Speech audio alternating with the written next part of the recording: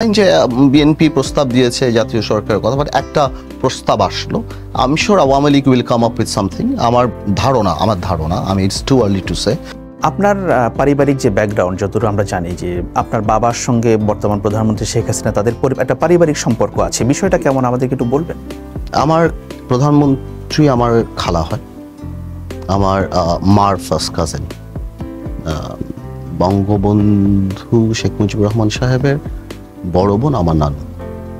So সেদিক থেকে আমি রিলেটেড। আর আমার ইনলস মানে আমি বিয়ে করেছি শেখ হেলাল সাহেবের মেয়েকে, তো সেদিক থেকেও আমি মানে আমার সেকেন্ড কাজিন সাথে আমার বিয়ে হচ্ছে। সো সেদিক থেকেও আমার আবার আত্মীয় শ্বশুর ইনলস। আপনি যে ফ্যামিলিতে বিলং করেন কিন্তু আপনার রাজনৈতিক মতাদর্শ হচ্ছে তার উল্টো, বা আপনি তাদের সঙ্গে নেই, এটা কোনো চাপ তৈরি করে আপনার উপর? না, কিছু প্রথমের দিকে চাপ বলবো না, আমি মানে ভাবনা তৈরি করে না ওরকম কিছু না। আমার সাথে সবারই মোটামুটি ভালোই সম্পর্ক, সবার সাথে দেখা হয়। কিন্তু আমি রাজনীতিতে আমি যেটা ভালো মনে করি যেটা যেখানে থেকে আমি জনগণকে সাপোর্ট করতে পারবো, আমার মনে হয় জনগণের কথা বলতে পারবো, আমি সেই পথ বেছে নিয়েছি, এর বাইরে আর কিছু। কিন্তু আপনি ধরুন এই জোটও যদি থাকতেন সেখানেও তো আপনি জনগণের কথা বলতে পারতেন, তারাও তো বলছে। জনগণের ম্যান্ডেট নিয়ে জনগণের কথা বলতে চাই, জোর করে আর জনগণের কথা বলতে চাই না। সো না, আমার মনে হয় না এই জিনিসটা এভাবে কাজ করে না আমার ক্ষেত্রে। আমি যেখানে আছি আমি কমফোর্টেবল, আমি যেভাবে কাজ করছি। মানে কখন এটা অস্বস্তিও তৈরি করেনি আপনার? না, অস্বস্তি তৈরি সেটা বলবো না, বাট ডেফিনেটলি আমাদের আগের জেনারেশন আমাদের মতো চিন্তা চেতনা অত বেশি ডেমোক্রেটিক না।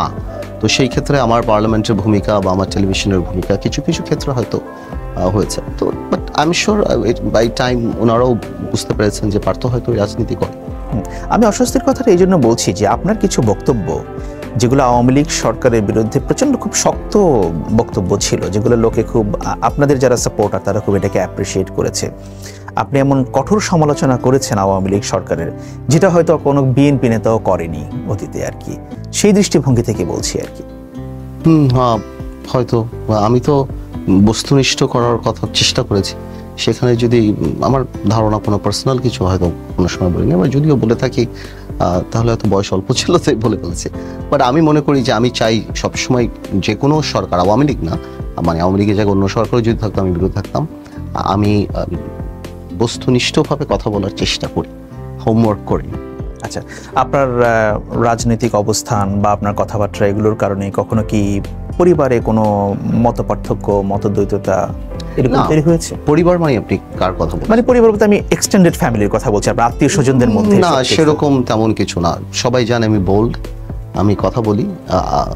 কিছু কিছু ক্ষেত্রে হয়তো জানে আমি ঠিকই বলি, কিন্তু কিছু হয়তো কখন আপনাকে ইনডিরেক্টলি বলার চেষ্টা করছে পার্থ এখন এগুলো বলো না, এটার দরকার নেই, এই ধরনের? না, শুনেন, এগুলির জন্য তো একটা বেনিফিট লাগে, তাই না? আমি এমন যদি হতো যে আমি সেটাকে ব্যবহার করে অনেক অর্থবিত্ত কামাই করেছি, বা আমি সেই পরিচয়টা ব্যবহার করে অনেক কিছু করি, সেই ক্ষেত্রে আমার এই ধরনের কথা শোনার বা এটা একটাই থাকে। যেহেতু সবাই জানে আমি সেলফ মেড পার্সন, আলহামদুলিল্লাহ, আমি যা পেয়েছি আমার বাবার কাছ থেকে পেয়েছি, আমি চেষ্টা করি আমার পড়ার মতো। আর আমি নিজেকে রাজনীতিবিদ হিসেবে প্রিপেয়ার করার চেষ্টা করি বা বানানোর চেষ্টা করি, সেভাবে চেষ্টা করি। তো আমার মনে হয় ওই অবস্থানটা কারো নাই আমাকে বলবে যে তুমি এটা বলো না বা এটা করো না। অফকোর্স আমি যদি পার্সোনাল অ্যাটাক করে আমাকে বলতেই পারি মুরব্বী হিসেবে যে পার্থ এটা ঠিক হচ্ছে না, দিস ইজ পার্সোনাল। সেক্ষেত্রে I am ready to learn, আমি শেখার জন্য প্রস্তুত। কিন্তু আমি যদি বস্তুনিষ্ঠ, আমি যদি এখন শেয়ার মার্কেট নিয়ে কথা বলি, কেউ যদি এসে আমাকে বলে I am sorry I am not going to, আমি তো সেটা শুনবো না, বিকজ আমি জনগণের কথা বলছি। বা আমি যদি বিদ্যুতের করাপশন নিয়ে কথা বলি আর কেউ যদি আমাকে বলে, আমি তো সেটা শুনবো না।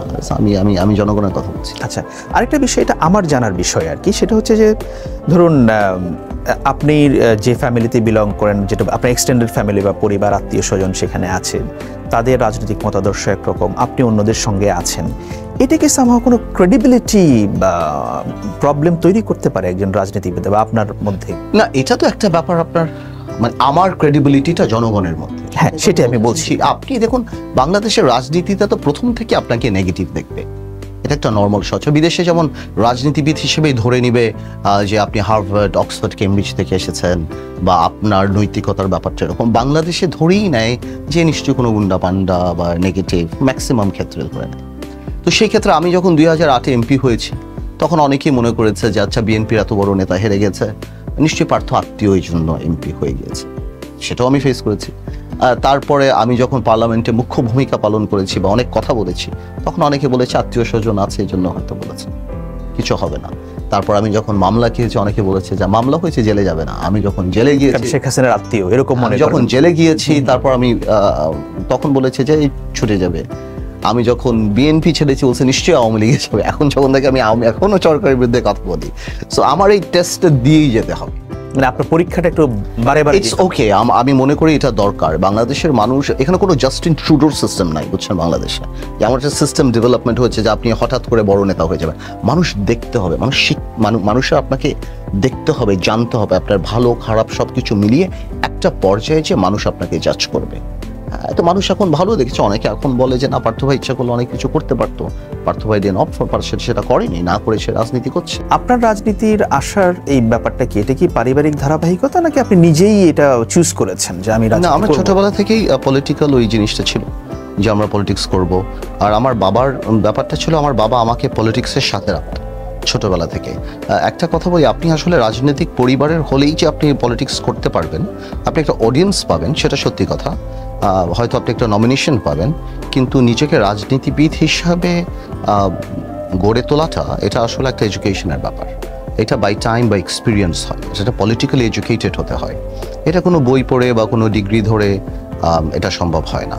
এটা সময়ের সাথে সাথে আপনি একজন পরিপক্ক রাজনীতিবিদ হন। কিন্তু হঠাৎ করে যখন বিএনপি এই নির্বাচন, দেখুন প্রত্যেকটা গভর্নমেন্ট, প্রত্যেকটা রাজনৈতিক দলের অপোনেন্টের সাথে একটা ট্যাগ লাইন থাকে যে এরশাদ সাহেবের বিরুদ্ধে ছিল হয়তো একটা স্বৈরাচারী সরকার, বা কারো বিরুদ্ধে ছিল। এই সরকারের বিরুদ্ধে আমাদের যেটাকে বলা হয় মেইন জায়গাটা ছিল, সেটা হলো মেইন কনসার্নটা ছিল, সেটা হলো এই সরকার ডেমোক্রেটিক না, বা ভোট কারচুপির মাধ্যমে ক্ষমতা আসছে। তো আর আমরা নির্বাচনে অংশগ্রহণও করেছিলাম এই কথাটার জন্যই যে আমরা দেখাবো কোনো দলীয় সরকারের অধীনে কোনো নির্বাচন হয়। এবং আপনার যদি স্মরণ থাকে, সেই সময় আমাদের কথাই ছিল যে আন্দোলনের পার্ট হিসেবে আমরা এই নির্বাচনে যাচ্ছি, এবং আমরা জাতিকে দেখাতে সক্ষম হয়েছি যে কোনো দলীয় সরকারের অধীনে নির্বাচন সুষ্ঠু, তো প্রশ্নটা কোনো নির্বাচনই হয় না। এরপরে আমি মনে করি না যে পলিটিক্যাল কোনো সিগনিফিকেন্স ছিল সেই মুহূর্তে বিএনপির সংসদে যাওয়াটা। আর যদিও বা যেত, হয়তো ওই 3 মাস যে সময় ছিল, জনগণের মাইন্ডসেটটা সেভাবে ক্রিয়েট করে যাওয়া দরকার ছিল। জনগণকে আপনার পলিটিক্সে আমরা যখন কোনো কিছু দেই, তখন আমাদের জনগণের মাইন্ডসেটটা ক্রিয়েট করে নিতে হয়। হঠাৎ করে আপনি দিয়ে দিতে পারবেন না কোনো কিছু। বিএনপি 90 দিনই সংসদে যাওয়ার বিরুদ্ধে বলছিল, বাট হঠাৎ one fine day BNP decide করেছে, কারোর সাথে কথা বলেনি। মেবি বিএনপির দিক থেকে বিএনপি পলিটিক্যালি কারেক্ট কিনা আমি সেটা বলতে পারবো না। হোয়াট আর দ্য কনসিডারেশনস যারা সেটা আমলে নিয়ে এই সিদ্ধান্ত নিয়েছে, কি ব্যাপার ছিল সেটা আমি বলতে পারবো না। কিন্তু আমার কাছে এটা মনে হয়েছে যে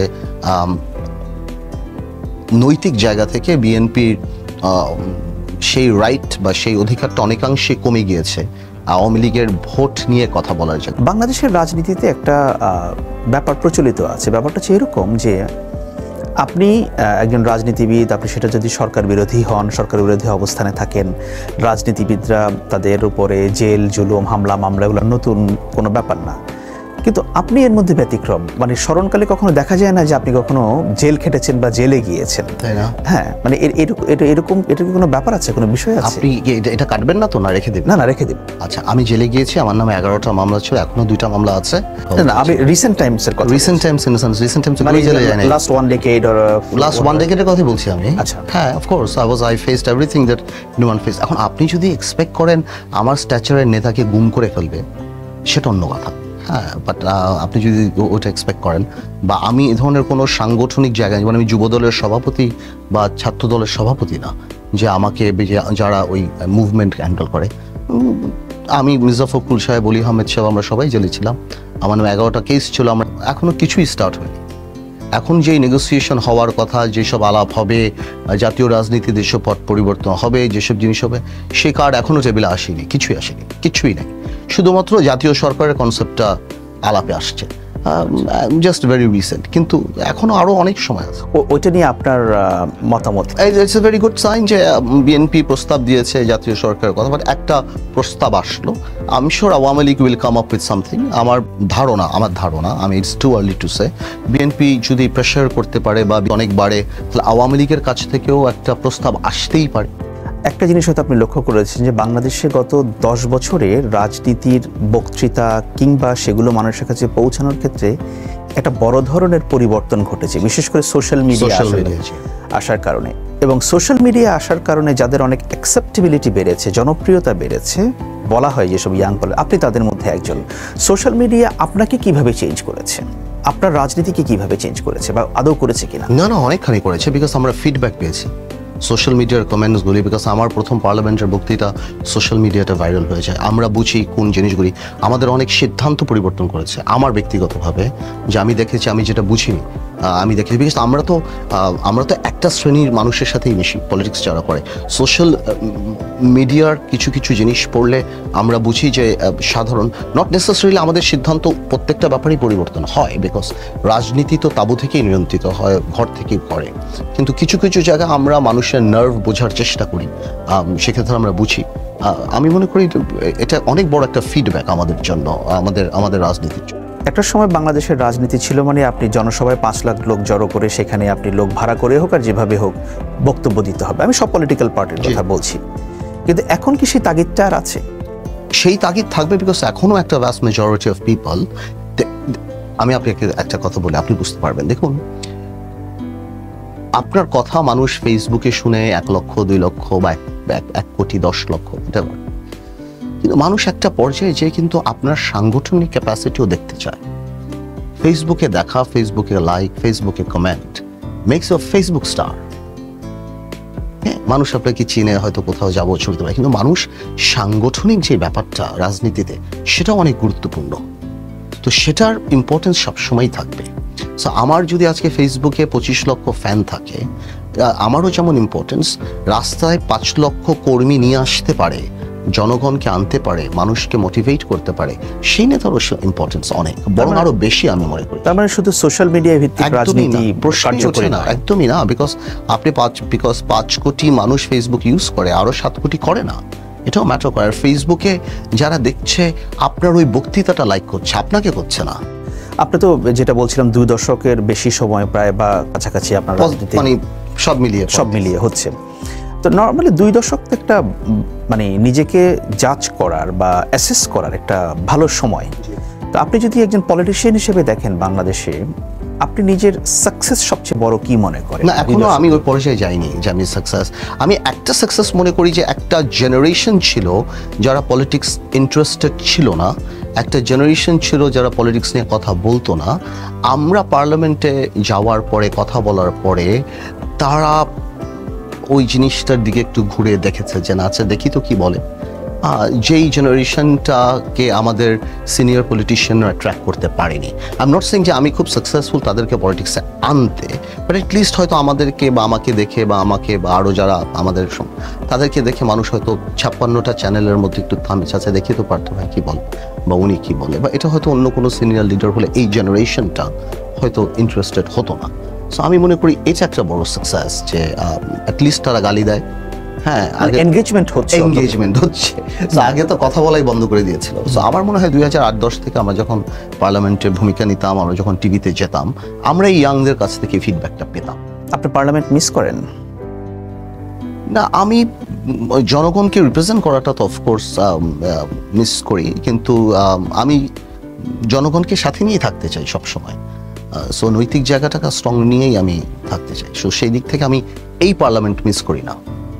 মানে আপনার কি কখনো মনে হয় যে আপনি যদি হয়তো একটা রাজনৈতিক হিসেব নিকাশ করতেন, তাহলে আপনি হয়তো পার্লামেন্টে থাকতে পারতেন? না, আমি এসব চিন্তা করি না।